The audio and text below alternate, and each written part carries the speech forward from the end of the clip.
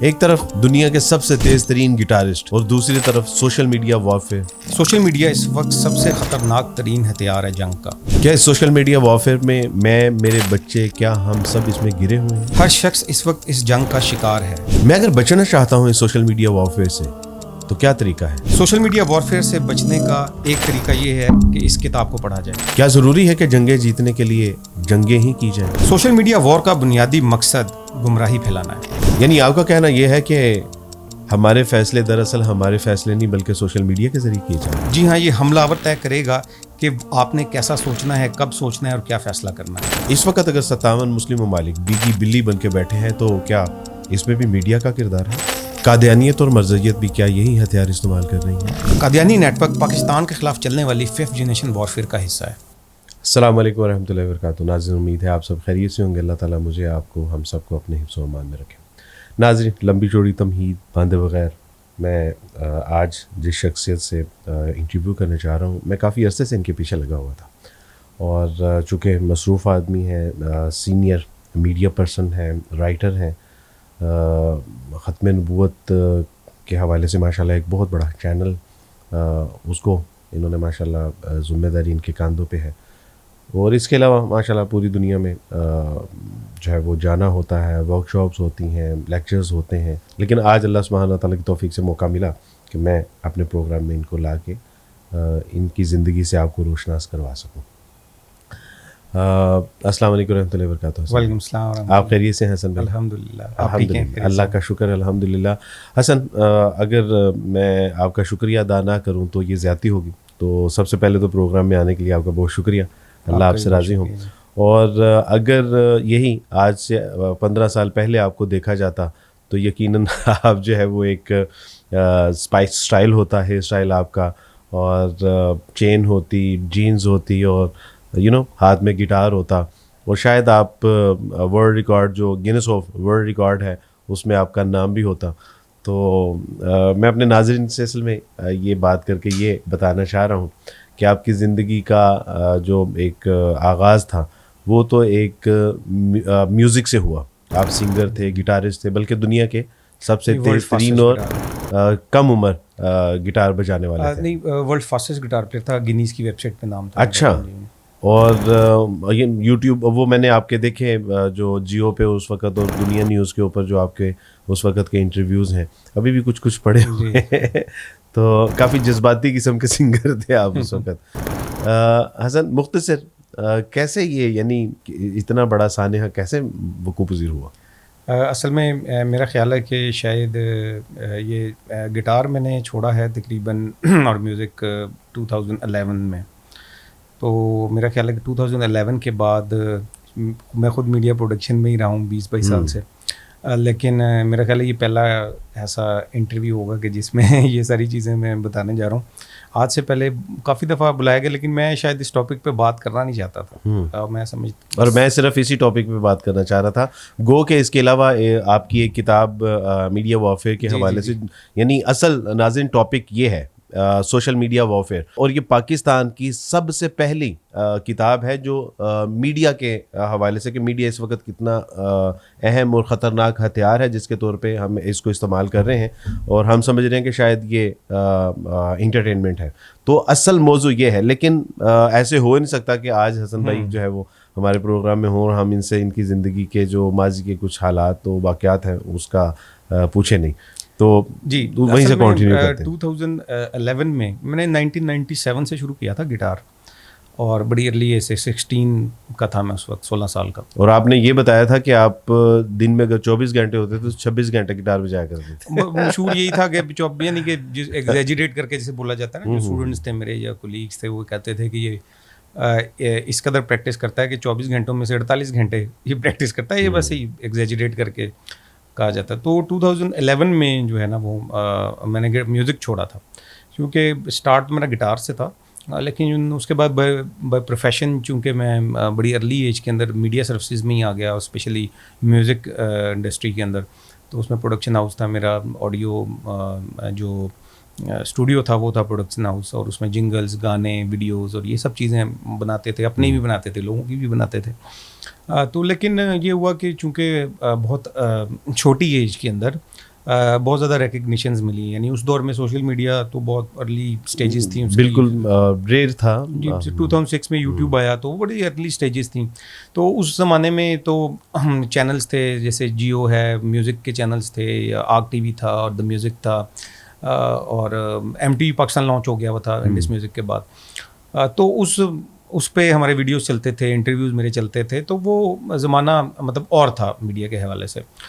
تو لیکن یہ تھا کہ اس کے ساتھ ساتھ چھوٹی ایج میں کیونکہ اس قسم کی ریکگنیشنز ملیں, باہر جاتے تھے لوگ پہچان لیتے تھے کہ بھئی آپ رانا حسن ہیں, وہ فاسٹسٹ گٹار پہ لوگ اس زمانے میں آٹوگراف لیتے تھے. تو بڑا کام ہوتا تھا کیونکہ اب سوشل میڈیا پہ اب تو کرنا بہت آسان ہو گیا, آپ ایک ویڈیو بناتے ہیں اور وائرل ہو جاتے ہیں. اس وقت یہ نہیں تھا. تو ارلی ایج بہت میں یہ سب چیزیں جو دیکھیں, پھر دنیا کی سب سے بڑی یونیورسٹی ہے میوزک کی, کنٹمپریری میوزک کی, برکلی بوسٹن میں امریکہ میں, وہاں سے بیسٹ ٹیلنٹ اوارڈ اسکالرشپ ملا مجھے 2005 میں. اور پھر اس طرح کی کئی ریکگنیشنز ملیں. پھر گٹار ایکس انسٹیٹیوٹ سے ملی انگلینڈ سے, اور پھر اس طرح کئی اور. پھر جیو نے باقاعدہ لانچ کیا تھا ورلڈ فاسٹسٹ گٹار پلیئر مجھے. ایئر نے لانچ کیا world feel the power of world fastest guitarist from Pakistan. تو اس طرح سے لوکل میڈیا, یعنی اتنی پیک سے آپ نے ایک دم سے جو واپسی کا سفر لیا, تو کوئی گلٹ نہیں ہے؟ نہیں الحمدللہ بالکل بھی نہیں ہے. میں تو بلکہ اپنے دوستوں کو ایک اور بڑی مزے کی بات بتاتا ہوں. میں ان کو یہ کہتا ہوں کہ جنت میں وہ چیزیں جو کہ شاید دنیا میں حلال نہیں ہیں, جنت میں وہ حلال ہوں گی جو دنیا میں حرام ہے. موسیقی ہو گئی یا دیگر ریشم ہے, سونا ہے, یا دیگر شراب ہے, اس طرح کی چیزیں. تو میں اپنے دوستوں کو کہتا ہوں کہ یقین کریں کہ میں نے اس قدر میوزک بجایا, اس قدر گٹار پلے کیا ہے کہ مجھے اب جنت میں جا کے بجانے کی کوئی تمنا نہیں ہے. نہیں, شوق نہیں ہے. مطلب کہ میں جنت میں بھی شاید کسی اور چیز کی تمنا کروں گا, گٹار یا میوزک کی نہیں کروں گا. یقیناً ہم اللہ کے دیدار کی, رسول اللہ کے پڑوس کی, صحابہ کے محلے کی, اور یعنی یہ خواہشات اللہ سبحانہ وتعالیٰ ہمیں. تو حسن, اس کے بعد الحمدللہ آپ نے ختم نبوت کی خدمت کا ایک سفر شروع کیا. آپ نے اسلامک, ظاہر ہے آپ کا میڈیا سے تعلق تھا, آپ نے جو ہے وہ میڈیا میں رہتے ہوئے ہی ڈاکومنٹریز بنانا شروع کی. اور ڈاکومنٹری کے حوالے سے یعنی میرا اور آپ کا جو تعلق تھا وہ یہی تھا کہ ڈاکومنٹری کے ذریعے بنا, اور اس میں آپ نے دو چیزیں واضح طور پہ کہہ دی تھی کہ نہ ہم میوزک کا استعمال کرتے ہیں اور نہ بے پردہ عورت کا استعمال, یعنی اس میں ہم شارٹ لیں گے. تو الحمدللہ آپ نے پھر وہ ڈاکومنٹریز ایسی ایک نہیں کئی آپ نے ڈاکومنٹریز جو ہے وہ بنائی. ختم نبوت کے حوالے سے پاکستان میں ایک پروفیشنل یعنی ایک پہلا جو ہے وہ چینل آپ نے لانچ کیا, اور ماشاءاللہ اس کی تمام مکاتبہ فکر جو ہے وہ اس میں آپ کو بڑے اچھے الفاظ سے یاد کرتے ہیں, آپ کو داد اور تحسین کی نگاہ سے دیکھتے ہیں. تو اس کے بعد یہ جو آج جس کام کے لیے اللہ سبحانہ تعالیٰ نے آپ کو جو ہے وہ چنا, یہ میں سمجھتا ہوں کہ بڑا اہم کام ہے کہ میڈیا وارفیئر. یعنی ہم تو یہ سمجھ رہے تھے کہ حسن یہ جو میڈیا ہے یہ انٹرٹینمنٹ ہے یا مواصلاتی نظام ہے, کوئی آپ اپنا ایک پیغام پہنچانا چاہتے ہیں, لیکن جو آپ نے اس کتاب میں لکھے ہیں, جو راز افشا کیے ہیں کہ آپ کا ہر کلک, ہر شیئر, یعنی ہر پوسٹ میٹر کرتی ہے, اور اس کے پیچھے دشمن کو کیا فوائد اور کیا نقصان ہو رہے ہیں. نہیں, میں تو حیران اور دنگ رہ گیا ہوں کہ یہ انفارمیشن تو یعنی ہم تو اس کو کچھ اور ہی سمجھ رہے تھے. یعنی آپ میڈیا کو اس نگاہ سے دیکھتے ہیں, میں بالکل حیران اور پریشان ہوں. اور میں چاہوں گا کہ آپ ہمارے ناظرین کو بھی ذرا بتائیے کہ ایکچولی میڈیا ہے کیا. جی, اصل میں ہوا یوں کہ میں نے جیسے بتایا کہ چونکہ میں نے آنکھ میڈیا میں کھولی, میڈیا انڈسٹری کے اندر, تو ہم نے بہت ساری چیزوں کو بڑے کلوزلی دیکھا بیہائنڈ دا کیمرہ. اور سوشل میڈیا جو ہے وہ کچھ اور چیز ہے, اور جو مین اسٹریم میڈیا کچھ اور. کیونکہ مجھے بہت سال مین اسٹریم میڈیا میں کام کرنے کا موقع ملا, 10-11 سال. اور مین اسٹریم میڈیا میں آپ پروفیشنلی بہت ساری چیزوں کو دیکھتے ہیں, سیکھتے ہیں, اور پھر انٹرنیشنل آرٹسٹ کے ساتھ کام کرتے ہیں, انٹرنیشنل جو سیلیبریٹیز ہوتی ہیں یا میڈیا پرسنز ہوتے ہیں ان کے ساتھ کام کرتے ہیں. تو بہت ساری چیزیں جو در پردہ یا پس پردہ ہوتی ہیں وہ جو لوگوں کے سامنے نہیں ہوتی ہیں وہ ہمارے سامنے ہوتی ہیں. تو وہاں بہت سیکھنے کو ملا. آل دو کہ میوزک کی سائڈ علیحدہ تھی, لیکن چونکہ میڈیا انڈسٹری میں بھی کام کیا تو بہت ساری چیزیں سیکھی. کچھ چیزیں کامن تھیں اس میں. اصل میں جو آرٹ کی فارم ہے, میڈیا کی بہت ساری چیزیں جو نا اس میں کامن ہے, بہت ساری چیزیں کامن ہیں. اور پھر کیونکہ انٹرسٹ ڈاکیومنٹری فلم میکنگ کی طرف بھی تھا, میں اس سے پہلے کیونکہ ڈاکیومنٹری جو تھیں ان کا سکور کر چکا ہوا تھا, اور اس وجہ سے ڈاکیومنٹریز کا بھی کچھ آئیڈیا تھا. تو جب میں نے میوزک چھوڑا تو میرا انٹرسٹ ڈاکیومنٹریز کی طرف ہو گیا, اور دین پھر ڈاکیومنٹریز بنائی, حقوق الناس کی لمحات بنائی, اور بھی دیگر ڈاکیومنٹریز بھی بنائی. پھر بلکہ ایک المختار کے حوالے سے جی مختار فلم فیسٹیول میں ہم نے بھیجی, بلکہ آپ کے ساتھ ہی وہ شوٹ ہوئی, اور وہ ماشاءاللہ ایک بہت اچھا شوٹ تھا. جی فرانس فلم فیسٹیول میں بھی وہ ڈاکیومنٹری گئی تھی الحمدللہ, وہاں اسکریننگ بھی ہوئی اس کی. تو ایسا ہوا کہ اس کے ساتھ ساتھ پھر ذرا ٹلٹ میرا جو ہے وہ صحافت کی طرف ذرا زیادہ ہو گیا, تو اس میں پھر دی لندن پوسٹ کے ساتھ ساتھ کام کرنے کا موقع ملا, پھر اس نے دی آبزرور ایشیا, اور پھر اس کے ساتھ اور دیگر جو صحافتی ادارے ہیں انٹرنیشنل, اس پہ کام کرنے کا موقع ملا, پھر انٹرنیشنل افیئرس کے حوالے سے انٹرنیشنل پالیٹکس. حسن یہ بتائیں کہ یہ کتاب لکھنے کا آئیڈیا, یعنی میں حیران ہوں کہ پاکستان میں یہ پہلی کتاب ہے جی یعنی میڈیا وارفیئر اس ٹاپک پہ, کہ میڈیا ایک کتنا ملحق ہتھیار کے طور پہ اس کو استعمال کیا جا رہا ہے اور کیا جا سکتا ہے, تو اس کے حوالے سے یہ پہلی کتاب ہے, آئی شاکڈ. اور دوسرا یہ کہ اس کو لکھنے کا خیال کیسے ہے؟ جی وہ اس کا لکھنے کا خیال اس طرح سے آیا کہ چونکہ میں مختلف پلیٹ فارمس پہ لیکچرز بھی دے رہا تھا, خاص طور پہ 5th جنریشن وارفیئر اور میڈیا وارفیئر کے حوالے سے, تو مجھے بہت زیادہ جو ہمارے دوست ہیں اور آپ نے بھی اور لوگوں نے بھی کافی کہا کہ اس کے اوپر جو ہے وہ کچھ ایسی چیز ضرور لکھنی چاہیے کہ تاکہ جو آپ کے تجربات یا نظریات ہیں وہ آپ کے ساتھ ہی نہ یہاں سے چلے گئے, بہت ساری چیزیں جو ہیں تاکہ ہم زیادہ لوگوں کو فائدہ ہو جائے. تو اس کا خیال تو اس طرح سے آیا. پھر کیونکہ یہ ٹیکنیکل ٹرمز ہیں, اس کے اندر ٹیکنیکل چیزیں تھیں, تو اس کو بڑا مشکل تھا آپ یہ کہہ لیں کہ اردو میں لکھنا, کیونکہ انگلش میں لکھنے سے زیادہ آسان تھا, کیونکہ اس میں ٹرمنالوجی. آپ نے جب شروع کی تھی تو یہ انگلش میں ہی تھی؟ جی یہ اصل میں جب شروع کی تو 20-25 صفحے اس کے انگریزی کے تھے, انگلش میں ہی تھے, لیکن پھر ہم نے یہ دیکھا کہ یہ عام پبلک کس طرح جو نہیں جانتی انگریزی وہ کس طرح سمجھیں گے نا اس کو. تو پھر ہم نے اس کو یہ کیا کہ یار چلیں انگریزی میں تو ہو ہی جائے گا, اس کو پہلے اردو میں لکھتے ہیں, پھر انگلش میں بھی اس کو کمپلیٹ کر لیں گے. تو یہ وجہ بنی, اور اصل وجہ اس کی یہ ہے, یعنی خطرناک ترین جس کو ہم نے کہا سوشل میڈیا وارفیئر جدید دنیا کا خطرناک ہتھیار, یہ وجہ یہ ہے کہ سوشل میڈیا آپ یہ سمجھ لیں کہ دنیا کی آبادی تقریباً 8 ارب کے قریب ہے اس وقت. اور اس وقت جو سٹیٹس ہیں اس بک میں بھی ہیں, وہ یہ ہیں کہ 50% سے زیادہ آبادی, تقریباً 60% آبادی دنیا کی اس وقت سوشل میڈیا کا استعمال کر رہی ہے. سبحان اللہ. ٹھیک ہے, اور آپ یہ دیکھیں کہ دنیا میں جو تعلیم کا تناسب ہے وہ کتنا ہے, غربت کا تناسب کیا ہے, لوگوں کو روٹی میسر نہیں ہے, کھانے کو بنیادی صحت, اور سوشل میڈیا جو ہے وہ, لیکن سوشل میڈیا کا جو استعمال ہے وہ ابو 50% لوگ جو ہے نا وہ دنیا کے اندر پاپولیشن جو ہے وہ یوز کر رہی ہے. تو اس کا مطلب یہ ہے کہ اس کو پینیٹریٹ کروایا گیا, پہلے تو یہ سمجھ لیں. دوسری بات یہ ہے کہ جب اس کا اس قدر استعمال ہے تو ہمیں یہ سمجھنا پڑے گا کہ اس کے فوائد اور نقصانات کیا ہیں, اور یہ نہ ہو کہ ہم انجانے میں دشمن کا اعلیٰ کار بن جائیں, اور دشمن کی جو اسٹریٹجیز ہیں ہم انجانے کے اندر اسی کو پورا کر رہے ہیں. یعنی اگر ہم انسانیت کی خدمت کر رہے ہوتے تو ان تک جو ہے وہ روٹی اور تعلیم کو پہنچاتے ہیں, نہ کہ میڈیا کو. جی جی, سب سے پہلے تو بنیادی ضرورت تو بہرحال انسان کی بنیادی جو ہے وہ روٹی ہے, پھر صحت, اور پھر تعلیم, اور پھر دن آگے. حسن یہ میں سمجھتا ہوں کہ امت کے لیے آپ کا ایک ہدیہ ہے, تحفہ ہے. اور یعنی کچھ چیزیں میں دیکھ رہا تھا کہ قادیانی بھی جو ایک میڈیا وارفیئر کا استعمال کر رہے ہیں, اور ڈس انفو لوگوں میں جو ہے وہ ڈس انفارمیشن پھیلا رہے ہیں, اس کو بھی آپ نے اس میں جو ہے وہ ڈسکلوز کیا ہے کہ وہی میڈیا وارفیئر جس سے آپ نے لوگوں کو آگاہ کیا کہ کتنی خطرناک چیز ہے, اور وہی جو ہے وہ مرزئی اور قادیانی اس کو کس طرح استعمال کر رہے ہیں, اس کے اوپر بھی آپ نے ماشاءاللہ جو ہے وہ بڑے اچھے انداز, چونکہ آپ کا کام بھی ہے بڑا اہم, اس موضوع پہ آپ کی جو ہے وہ لیکچرز بھی ہوتے ہیں, بلکہ آپ میرا خیال ہے کہ بنیادی طور پہ آپ کی زندگی کا جو اہم مشن ہے وہ یہی ہے, ختم نبوت کا تحفظ. الحمدللہ دیکھیں یہ تحفظ ختم نبوت کے حوالے سے اللہ تعالیٰ کا بڑا احسان ہے کہ اللہ نے یہ کام ہم سے لے رہے ہیں, اور اللہ اس کو اپنی بارگاہ میں قبول فرما لیں.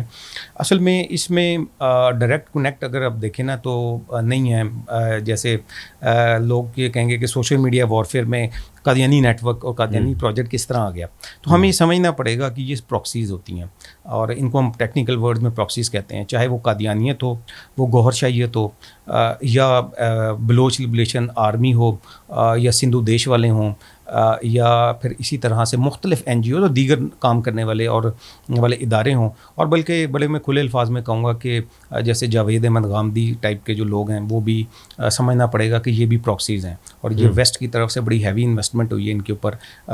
یہ چہرے جب بار بار آپ کے سامنے آتے ہیں تو آپ کا نیریٹو ایک بلڈ ہو جاتا ہے. نیریٹو بلڈ ہوتا ہے. تو اس میں بڑا ضروری تھا کہ یہ بتایا جائے کہ کس طریقے سے عالمی سطح پر انٹرنیشنلی پاکستان کو ڈی اسٹیبلائز کرنے کے لیے پاکستان پاکستان پہ پابندیاں لگوانے کے لیے جو قادیانی نیٹ ورک ہے اور اس کے علاوہ اور جو دوسرے نیٹ ورکس ہیں جو پراکسیز ہیں اصل میں نا، وہ کس طریقے سے انڈیا کی جو خفیہ ایجنسی ہے را، اس کے ساتھ مل کر کس طریقے سے میڈیا اور سوشل میڈیا کے اوپر جو ہے پاکستان کے خلاف کمپینز لانچ کرتے ہیں. اور پھر یہ بھی اس میں بتایا گیا کہ کس طریقے سے جو ہے وہ پاکستان، یعنی یہ صرف پاکستان نے نہیں یہ بات کی کہ یہ انہوں نے یہ سب کچھ کیا ہے، انڈیا نے یہ سب کچھ کیا ہے، بلکہ یورپین جو ڈس انفو لیب ہے، EU ڈس انفو لیب جو کہ ایک واچ ڈاگ ہے یورپ کا، اور اس نے یہ ریسرچ کی اور ایک پوری ایک رپورٹ شائع کی جس کے اندر اس نے بتایا کہ انڈیا جو ہے وہ فیک 750 میڈیا آؤٹلیٹس بنا کے، ہمارے سرکاری اداروں نے بھی، حساس اداروں نے بھی اس کا تذکرہ کیا تھا. جی ہمارے مختلف چینلز کے اوپر بھی آیا اور مختلف اور بھی یہ، لیکن اصل میں دیکھیں انالیسز ہوتا ہے، ایک رپورٹ جو ہے وہ شائع ہو جاتی ہے، اور پھر جب ایک رپورٹ شائع ہو جاتی ہے نا، پھر اصل میں ہوتا یہ کہ جو اس سے کنسرن یا اس ٹاپک پہ جو کام کرنے والے لوگ ہوتے ہیں نا، وہ اس کے لیے ریفرنس فراہم کرتے ہیں. نہیں، اس کے بعد پھر ان کا وہاں سے انالیسس شروع ہوتا ہے آگے. ایک ہوتی ہے رپورٹ بنا دی جاتی ہے، اور پھر اس ٹاپک کے اوپر جو کام کرنے والے لوگ ہوتے ہیں نا، پھر وہ اس کے اوپر اپنے انالیسس کرتے ہیں، اور پھر وہ آپ سمجھ لیں کہ ایک سرا ہے اور جو کہ مہیا کر دیا جاتا ہے، پھر آپ کی جتنی جستجو ہے آپ اس پہ کام کریں. تو الحمدللہ ہم نے کام کیا اس کے اوپر، اور یہ KTV میڈیا نیٹ ورک جو ہے یہ اس کو اعزاز حاصل ہے کہ اس نے یہ انڈیا کے ساتھ جو اور را کے ساتھ اسپیشلی مل کے جو قادیانی پروجیکٹ جو ہے، اور جو ان کا چیپٹر لندن کا ہے خاص طور پہ فرید احمد وغیرہ، اس کو ہم نے ڈی بنک کیا اور پھر اسی طرح سے ایکسپوز کیا. اور اس سے متعلق کچھ چیزیں اس میں کتاب میں لکھی گئی ہیں، آلدو کہ اس میں چند صفحے ہیں اس سے متعلق، لیکن اس سے متعلق بھی مہیا کی گئی یہ انفارمیشن کہ انڈیا کس طرح سے پاکستانی اپنی پراکسیز کے ساتھ مل کر پاکستان کے خلاف جو ہے وہ سوشل میڈیا وارفیئر جو ہے وہ چلا رہا ہے. حسن، جس طرح محبت کے، نفرت کے، جنگ کے، امن کے، ظاہر ہے ہر دور میں اپنے ایک اصول تھے، تو آپ سمجھتے ہیں کہ پہلے جو جنگیں تلوار اور نیزوں کے ساتھ ہوتی تھیں وہ پھر بند اور بارود اور گولی میں تبدیل ہو گئیں، تو یعنی اس کو آپ اس کے ساتھ کنیکٹ کرتے ہیں کہ اب وہی بم بارود گولی والی جنگ جو ہے وہ اب میڈیا وارفیئر کے ذریعے جو ہے وہ لڑی جائے گی؟ یعنی اس میں بھی آپ بلیو جی ایسے ہی ہے. دیکھیں پوری دنیا کے اندر نا جو وار اسٹریٹجسٹ ہیں وہاں پہ وہ یہ کتاب کا مطالعہ ضرور کرتے ہیں، اور اس کے علاوہ اب تو بڑی بزنس آرگنائزیشنز ہیں وہ بھی اس کتاب کا مطالعہ کرتی ہیں. وہ ہے دا آرٹ آف وار، اور چینی ایک جنگی ماہر تھا 2500 سال پہلے کا کہا جاتا ہے، اور اس کی کتاب کیونکہ چینی زبان میں تھی اس کا ترجمہ کیا گیا دا آرٹ آف وار کے نام سے. اس میں اردو کا بھی ترجمہ ہوا، انگریزی میں بھی ہوا. تو اس نے جنگ کے تقریباً 50-55 اصول بیان کیے ہیں اس کے. اچھا. نے سنزو نے کہا کہ 100 جنگوں میں سے 100 جنگوں کو جیت لینا مہارت نہیں ہے، اصل مہارت یہ ہے کہ آپ بغیر لڑے جیت جائیں. اب سوال یہ پیدا ہوتا ہے کہ آپ بغیر لڑے کیسے جیتیں گے؟ تو وہ ہے اذہان کی جنگ، نفسیاتی جنگ، جس کو ہم سائیکولوجیکل وارفیئر کہتے ہیں. مثال کے طور پر میں آپ کو مثال یہ دیتا ہوں کہ ایک فوجی، ایک دنیا کی بہترین فوج ہے اور اس کے پاس بہترین اسلحہ ہے، یا ایک فوجی اور اس کے پاس بہترین اسلحہ ہے، لیکن اگر آپ نے نفسیاتی طور پر اس سے لڑنے کی قوت جو ہے وہ چھین لی، نفسیاتی دباؤ کا شکار کر لیا، تو اس کے پاس دنیا کا بہترین جو اسلحہ ہے وہ کسی کام کا نہیں ہوگا.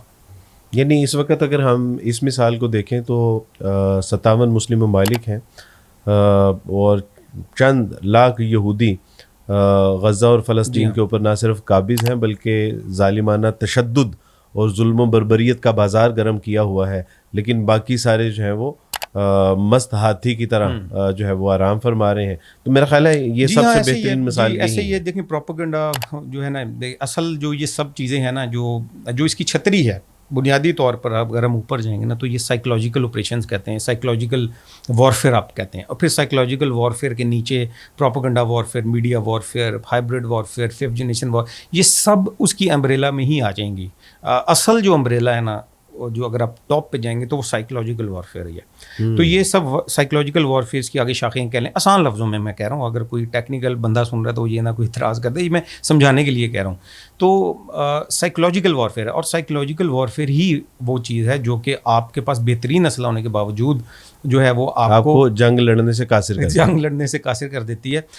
اب سوال یہ پیدا ہوتا ہے کہ یہ جو اذہان کی جنگ ہے، جو نفسیاتی جنگ ہے، موجودہ دور کے اندر اس کا بیٹل فیلڈ، اس کا میدان جنگ کیا ہے؟ تو موجودہ دور کے اندر یہ جو اذہان کی جنگ ہے، یہ جو بغیر نہ نظر آنے والے جنگی جو ہتھیار ہیں ان سے لڑی جا رہی ہے، اس کی بیٹل فیلڈ سوشل میڈیا ہے. انفارمیشن وارفیئر ہے, جس کو ہم 5th جنریشن وارفیئر بھی کہتے ہیں, آج کل نام سنا ہوگا اکثر لوگوں نے.